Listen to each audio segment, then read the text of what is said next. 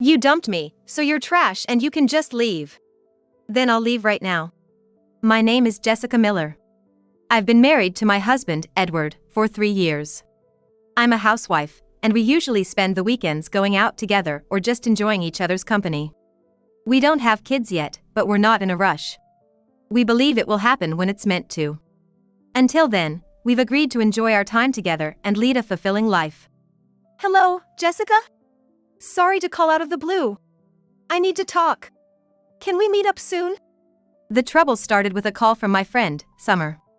Summer and I weren't super close, but we weren't estranged either. We caught up from time to time. What's up? You sound serious. Of course, I'm here to listen if you need me. Thanks. How about next Saturday? Just a sec. Yeah, Saturday works for me. Great. Let's meet at 11 at Blue Sky Cafe. Okay. See you next week. Summer sounded down, almost serious. It was enough to make me worry. Then, on the day we were supposed to meet. Sorry to keep you waiting. Jessica, it's been a while. How have you been? I've been good. And you, Summer? I'm okay, but... Summer's expression turned grim. I could tell something was up. Let's go inside and talk about it. How about we chat over lunch? Yeah, thanks. We entered the cafe and ordered lunch. Sipping our drinks, we waited for our food in silence. Summer sat in silence, her gaze fixed downwards. The quietness filled the air with an awkward tension, reminiscent of the atmosphere after a quarrel. Hey Summer, what's going on? You've been acting strange since you called. As I broached the subject, Summer suddenly teared up and apologized. I'm so sorry. I was completely baffled by Summer's behavior, standing there dumbfounded. I racked my brain trying to figure out what she was apologizing for, but I couldn't think of any reason at all. What? What's going on? What are you apologizing for? She slowly looked up, her face uneasy, and began to explain. Actually, I have a boyfriend. Oh? And? It turns out he's your husband, Edward. What? I was stunned by Summer's words. Seeing my reaction, Summer looked down again. I didn't know. We were talking about marriage, and I had no idea he was already married. Wait, hold on. Are you really talking about my husband? I couldn't believe it and asked Summer for confirmation. My husband at home never showed any suspicious behavior, so it was hard to believe. Is this the wrong guy? Summer handed me her smartphone.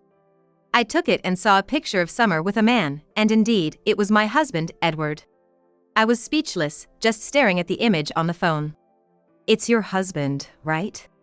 I'm really sorry. Seeing my reaction and realizing the truth, Summer continued to apologize. I couldn't accept the reality yet and asked Summer. So, how long has this been going on? About a year. A year? Apparently, they had been involved for a year. Thinking back, I couldn't recall any changes in my husband's behavior or words. If I had been at your wedding, I might have realized it when we met. But I couldn't attend, so I had no idea he was your husband. Summer started crying. It seemed clear she hadn't known. I see. Thanks for telling me. But I can't just accept this. I'm sorry. I was too shocked to easily forgive. Before even considering forgiveness, I needed to sort out my feelings. It's understandable. If there's anything I can do to make it up to you, just say it. I won't mind if you ask for compensation. Let me think about it. Okay. Our food had arrived during our conversation, but neither of us felt like eating. We left the cafe without touching the dishes. So, I guess this is goodbye for now. Yeah. We parted without making eye contact, and as I walked home lost in thought, I found myself at my doorstep before I knew it. That night. Hey, is it true you're cheating on me with Summer? I asked my husband directly when he returned from work. He choked on his food in surprise. What are you talking about all of a sudden? My husband, coughing, reached for his tea. His obvious panic made it clear that the story was true. Summer, you know, is my friend. What? He seemed shocked, probably not expecting his affair to be with his wife's friend. Looking as surprised as if he had been shot. No, I mean, yes, Summer is a friend. You must be misunderstanding something. Really? You discuss marriage with friends, huh? No, it's just a joke. Interesting. So you kiss your friends too? It's just friendly affection. He avoided eye contact and responded with a forced smile. I realized then how quickly my feelings for him had cooled. Let's get a divorce. What? Divorce? Isn't that a bit extreme? I can't be with someone who talks about marriage and kisses their friends. I'll pick up the divorce papers tomorrow. Wait. I understand. I'll break it off with Summer and it won't happen again. It's too late for that. Good night. My husband was still saying something, but I ignored him and headed towards the bedroom. However, since we shared the same bedroom, I decided to sleep in a different room. After dinner, he came to the room where I was lying, but I pretended to be asleep and stayed that way. The next day, after he went to work, I left the bedroom, got ready, and went to the office to get divorce papers. As I was about to leave the house, I saw an email from my husband. Let's talk seriously tonight. I didn't reply and went to pick up the papers. Upon returning home, I filled them out, packed my things, and left the house. Feeling uncomfortable even being there after his infidelity. I left the divorce papers on the table. Back at my parents' house, I explained everything to them. And they supported my decision to divorce. A few days later, I contacted Summer and told her I would be seeking alimony from my husband but not from her, as she was unaware of the situation. She cried and apologized again. After some time, I realized that Summer too was a victim. She had unknowingly dated a married man and then learned he was her friend's husband, which must have been difficult for her. Summer helped me with the alimony claim, providing evidence. I asked her many questions I couldn't ask at Blue Sky Cafe, like how she realized he was married. I asked Summer how she realized he was married. She told me that once, while they were together, my husband fell asleep with his smartphone open, displaying his schedule. A day-marked wedding anniversary caught her eye, and she impulsively looked through his phone. She found photos of me and our wedding, which shocked her, causing her to accidentally drop the phone. Fortunately, it fell on the carpet and didn't break, but her hands were trembling as she picked it up, realizing she couldn't continue the relationship. Even though she could have ended things right there, knowing I was her friend's wife, she felt she couldn't just ignore it and decided to tell me. I thanked Summer for telling me. If she hadn't, I would still be blissfully married without knowing my husband's true nature. I was glad to have learned the truth. Summer and I reconciled, and we even planned to have a revenge lunch to make up for the last one. After moving back to my parents' house, my husband incessantly contacted me, insisting on not getting a divorce. I will never divorce you. Let's try again. I'm sure we can make it work. How many times do I have to say it? I've completely lost my feelings for you. Don't be stubborn. I won't cheat again. From now on, I'll only love you. His cliché lines did nothing for me. I completely refused him. No matter what you say, it's over. Can't you just agree to the divorce? You're just being emotional. You still love me. Let's overcome this and start over. Realizing this was going nowhere, I decided to involve a lawyer, including for alimony. As soon as the lawyer got involved, he was shaken and quickly agreed to the divorce, smoothing the process of alimony payment and divorce settlement. I sighed, wondering where all his previous insistence had gone. Years later, I've moved out of my parents' house and live alone while working a new job. I've been fortunate to find a good partner at my new job, and I recently remarried. My current husband, David Johnson, accepts my past and is very kind. He gets along well with my parents. My in-laws are also very affectionate, and we spend a great deal of time together, including the holidays. Since meeting and marrying my current husband, I've found myself smiling more. Then one day, I received a call from an unknown number, and to my surprise, it was my ex-husband. Hey, how are you? What do you want? My ex-husband Edward sounded unusually cheerful on the phone, almost creepily so. I'm getting married soon. Oh, congratulations. For some reason, he was telling me, his ex-wife, about his upcoming wedding. I couldn't tell if it was some sort of harassment or something else. I want you to come to the wedding. What? Why? It's like sharing my happiness. I did 'cause you trouble, after all. No, don't worry about me. Don't be so cold. I've already sent the invitation to your parents' house. See ya. Wait, hold on. He hung up before I could say anything more. Why would I need to go to my ex-husband's wedding? I decided to call my parents. Mom, did an invitation to a wedding arrive for me? Let me check. Oh, there is one from Edward. What's this about? That's the thing. I explained the phone call with Edward. My mom was just as baffled as I was. You're going to decline, right? Of course. I don't see any reason to go. Relieved, she agreed to send a refusal on my behalf. I thanked her and ended the call. I told my current husband, David, about the situation, and he was just as bewildered. A few days later, Edward called again. Why did you decline the invitation? It's obvious, isn't it? I'm sure the bride wouldn't want her husband's ex-wife at the wedding. Besides, I'm remarried now, and I don't need any happiness sharing from you. They can't even tell that you're my ex-wife. And you're saying you've remarried? Stop with such obvious lies, just come anyway. It's not a lie. I'm really busy with work, and I won't be able to make it. I insist you come. I'll count you in for the wedding. What? I won't go, no matter what you do. No, you must come. See ya. He hung up again, leaving me bewildered. Why was he so insistent on me attending? It seems like he must be plotting something. I consulted with David, and after a moment's thought, he asked for the wedding details. When and where is the wedding? Let's see, it's next month. At Cinderella Wedding. I see. Next month, Cinderella Wedding. How about we go together? What? You see. To my surprise, David had also been invited to the same wedding. He was unsure about going, but decided to join if I was going. On the wedding day, David and I arrived at the venue and checked in. I'll be right back from the restroom. David went to the bathroom and I sat nearby, waiting for him. That's when Edward approached. So, you did come after all.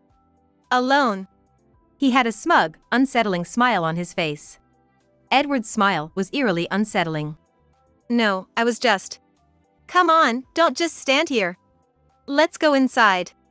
Saying that, Edward grabbed my arm and started pulling me into the venue.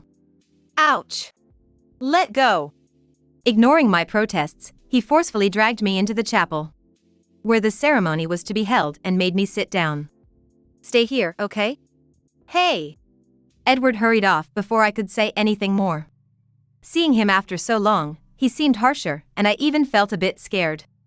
After a while, my husband David came to me with a worried look. I was looking for you. Wondered where you went. Just came out of the restroom and got caught up talking to someone I know. Sorry for being late.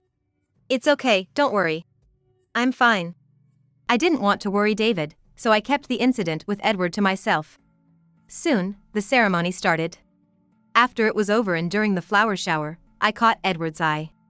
He seemed to grimace slightly when he saw David next to me, but quickly looked away and left. Moving to the reception hall, David and I were about to enter when he was approached by a group of men.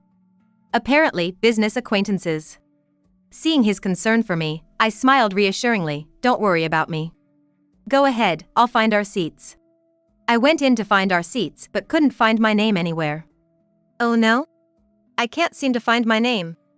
David's name was there, but the name next to his was someone else's. Confused, I was looking around when Edward, grinning, approached me. What are you doing here? Aren't you supposed to be getting ready? My preparations are quick. It's the bride that takes time. Should you be here, though? I want to greet the guests. But what are you doing? His delight was obvious. And I had a bad feeling about not finding my seat. Go on, tell me. I can't find my seat. At my response, Edward burst into loud laughter, clearly aware that there was no seat for me. His laughter drew the attention of others around us. Yeah, right? You're an uninvited guest, coming here so carefree. What do you mean? There's no seat for you, obviously. But why is there a seat for my husband and not for me? My question only made Edward laugh even more, his amusement clearly annoying me. So, that guy is your husband? You should stop your delusions. Do you even know who he is? You're living in a different world. If you're going to fantasize about marriage, at least choose someone more ordinary. Edward was laughing so hard he was in tears. His attitude was extremely offensive, and I was getting increasingly irritated. So, you never intended to invite me? You just wanted to mock me? He just nodded and grinned at my words. It's your punishment for dumping me. Trash like you should just leave. It seemed like his way of getting back at me for refusing to reconcile during our divorce. It was unbelievable, but he still held a grudge after all these years. And surely, this person must not realize the gravity of the situation. I'll leave right now. I replied emotionlessly, and he chuckled, thinking I was upset. I'm the only one getting happy, sorry about that. But it's your fault, you know? Your unhappiness is your own doing. Take this as a lesson. Pointing at me with a smug face, Edward watched as I walked out of the venue. As I headed towards the exit, my husband David hurried after me. Hey! Where are you going?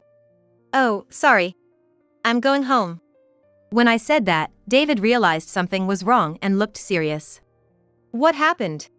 Well, actually, I told him about the earlier events, and he silently put his arm around my shoulder. Let's go home. But you can stay. They had a seat for you. Don't talk nonsense. There's no point in staying at a place that treats my important wife like that. I could tell that David was quietly furious. Thanks to him, I managed to calm down from my irritation. I felt grateful all over again for marrying him. As we were about to leave the venue, an elderly man approached us. Mr. Johnson, are you leaving already? Yes. My wife was insulted. I don't want to stay in such a place. Insulted? By whom? One of your employees. The groom, he's your employee, right? What? Is that true? Yes. My wife didn't even have a seat. I've never been so insulted. Excuse us. The man David and I had spoken to seemed to be the president of Edward's company. Throughout the conversation, David maintained a cool demeanor, slightly nodding to the flustered president before we left. Are you sure that was okay, acting like that with him? It's fine. I'm not good at faking niceness, and that was me holding back. Thank you. Don't thank me for that. No, really. It was very reassuring. I feel much calmer now. Did you fall for me all over again? I sure did. We left the venue laughing together, like a couple of love-struck fools. After David and I had gone home, back at the reception. Congratulations on your wedding, Edward. Director. Thank you for attending today. It's impressive. You invited the president and his wife from EMS Corporation, the company we've been eager to sign a contract with. Inside the venue, Edward and his unaware superior were conversing cheerfully, oblivious to the unfolding situation. Of course, unknown to Edward, my husband and he had never met. However, Edward, aware that his company was eager to secure a contract with EMS Corporation, had sent an invitation to the president of EMS Corporation, my husband, as a gamble for his own promotion. He was unaware of the connection between me and his targeted business contact. Where's the president of EMS Corporation? I'd like to talk to him. He should be at that table over there. Oh. He's not there. Maybe he's at the restroom. Perhaps. As they were conversing, the company president, looking furious, approached Edward and the director. Seeing the president's angry expression, both Edward and the director visibly shrank back. What's the matter, President? What have you done? Mr. Johnson has left. What were you thinking? Johnson? The president of EMS Corporation left? What's going on, President? I just met Mr. Johnson at the entrance. He was quite upset, saying the groom insulted his wife. Me? Insult his wife? The atmosphere in the reception hall became tense, and everyone around started murmuring. Edward was confused and panicked. Insulting the wife of Mr. Johnson, who's known for being a loving husband. Did you really do that? That's impossible. His wife wasn't even here. No, she was here. Jessica Johnson. Hearing my name, Edward turned pale. Finally beginning to understand the gravity of the situation and starting to sweat. Jessica? Mr. Johnson's wife? What have you done? I'll fix this, just wait. I'll make it right. When you fail to fix this, you'll be held responsible. If the contract with Ems Corporation is terminated, it'll be a loss of $300 million. Edward gasped in fear. Meanwhile, David and I, having left the venue without eating, decided to dine out. Relieved from the tension, I felt suddenly famished. David, noticing this, suggested with a smile that we should enjoy a good meal before heading home. While we were discussing where to eat, my phone rang. It was Edward. David, realizing who it was, reached out to take the phone. But I shook my head, insisting on handling it myself. David hesitantly agreed. Hello? Get back here right now. The call from Edward, his tone betraying sheer panic, was clearly frantic. Who told you to leave? You did. Why didn't you tell me you were Mr. Johnson's wife? That's because you didn't believe me. Damn it. How was I supposed to know you remarried? Edward was either angry or panicking, his voice trembling over the phone. Finally, understanding the consequences of his actions. Just come back here, okay? No. I'm not coming back. Can you stop this already?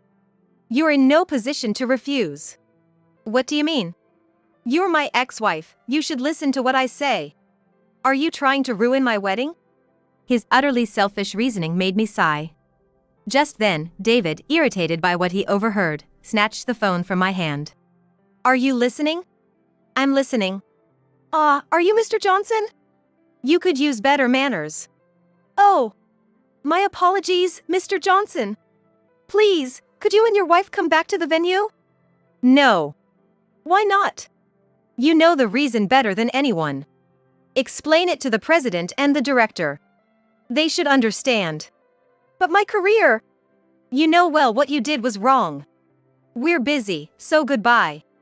David ended the call and turned to me with a reassuring smile. So, what do you want to eat? His words comforted me, and I linked arms with him again. Later, we enjoyed a full course and drinks at a French restaurant with a beautiful night view, spending our time smiling and laughing. Back at the reception, Edward was frantic. After being hung up on by David, and unable to get through again, he was panicking. If he couldn't resolve this issue, it could mean not just a halt to his career progression, but potentially a demotion or even losing his job. Edward, in the groom's room making phone calls, had rudely told the venue staff not to bother him even as they tried to prompt him for the reception preparations. The staff, intimidated by his outburst, hesitated to approach him, causing a delay in the start of the reception. Then the director entered the groom's room. Is the issue resolved? Well, it seems Mrs. Johnson wasn't feeling well and had to go home. Is that true? Yes. So we have no choice but to start the reception. If that's the case, then we must proceed. Edward thought he had managed to deceive the director, but the director's expression suddenly changed. Thought you could fool me, did you? What? I heard you were insulting Mrs. Johnson in the reception hall. Several employees saw it. Edward's face fell as he remembered the incident.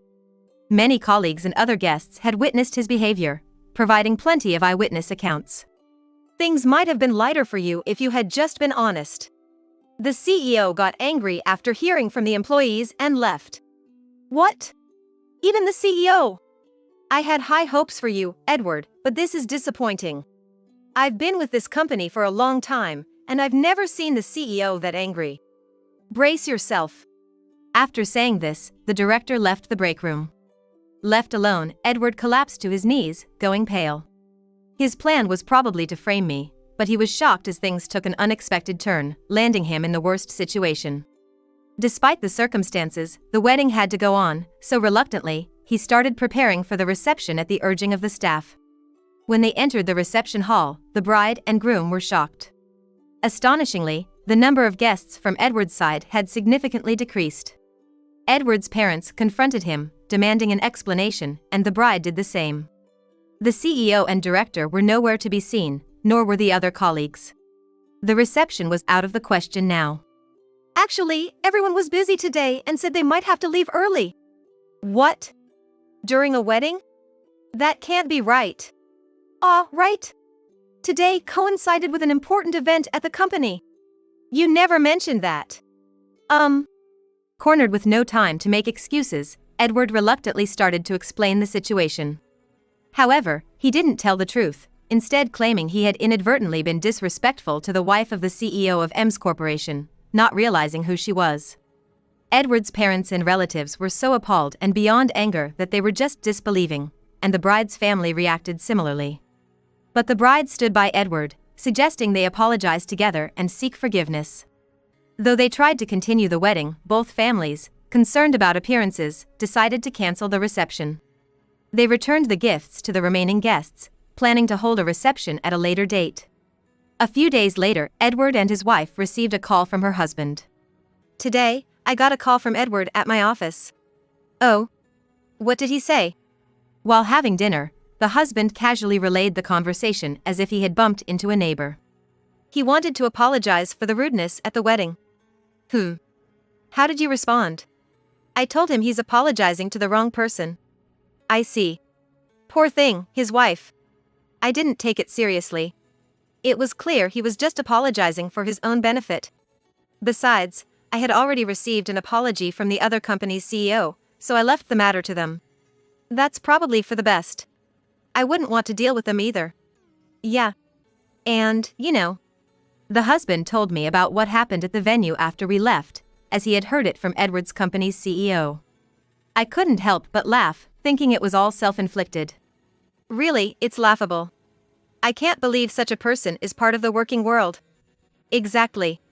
And now the groom who didn't arrange a seat for me doesn't have one for himself." "Nice one." I had no interest in Edward's situation, hoping that this would be the last we'd have to deal with him. A few weeks later. Surprisingly, I received a call from Edward. Thinking he was calling to apologize to me after my husband told him he was apologizing to the wrong person, I answered the phone. "Hello? Hey! Fix this mess!" I thought it was an apology call, but I was startled by the sudden yelling and almost dropped my phone. "Because of you, my family found out you were at the wedding. My parents and wife too." "What?" According to Edward, his parents didn't know that my husband's wife was me at the wedding day and only found out later. They confronted Edward, asking why he invited his ex-wife to the wedding. "My parents were angry when they called, and my wife was there. She heard them over the phone." Then, after hearing this, his wife questioned Edward, leading him to finally confess the truth. "My wife started crying and went back to her parents' house. My parents have disowned me." A few days later, his wife's parents called, suggesting they get divorced. Edward was worried about his situation worsening if they divorced, especially after the wedding fiasco had already made things difficult with friends and relatives. Additionally, he was demoted at work, where many colleagues knew about the incident, making work awkward. I didn't care about his problems. "This is all your fault. How are you going to take responsibility? Hey! Are you listening? Finished talking? It was so long I just put it on speaker and did some housework. I'm off today." "What? You're mocking me." I hadn't fully listened to Edward's long rant. But I got the gist. "Don't you understand your own situation? What? You're in no position to blame me. You should be apologizing. Everything is your own doing. Self-inflicted. No, it's your fault." "How is it my fault? I left because you told me to. Also, who invites their ex to their wedding? That's, Your wife is the real victim here. She's been put through so much by you. You should give her a divorce. Your victims aren't just me, but your wife, her parents, and even my husband." Okay, I apologize. Just help me out here." "I can't. It's not my place to intervene. Ever heard of karma? This is like a boomerang to you." "Don't say that. Help me." "I'm about to leave, so I'm hanging up." "Oh, and don't contact me again. If you do, I'll have my husband deal with it." "Please. I'm really sorry." I hung up before Edward could say more. I felt relieved having said my piece. Afterwards, he called several times, but I ignored them. When I told my husband, he laughed and said I did well. The next day, Edward even showed up at my husband's office, but was escorted out by security. A few days later, I got a call from an unknown number. "Hello? Sorry for the sudden call. Is this Mrs. Johnson?" "Yes, it is." I'm Edward's wife. To my surprise, it was Edward's wife on the phone. At first, I was wary, but as we talked, I realized she was a very sensible person. I'm truly sorry for the inconvenience caused. It was never my intention. No need to worry. You didn't know, did you? Yes, I thought you were just a colleague from his company. But still, I'm sorry for the trouble caused at my wedding. Please don't worry about it anymore. You've been through a lot, haven't you? Take care of yourself now. Thank you for your kind words. Hearing her cry on the phone, I felt sorry for her. There was nothing I could do, but it hurt to see someone get hurt because of him. Are you getting a divorce? Yes. I can't trust him anymore. I never imagined he would do something like this. We're currently going through mediation. According to her, her family owns a business and isn't short on money. So, during the mediation, she's not asking for alimony but only wants him to cover the wedding expenses. That's good to hear.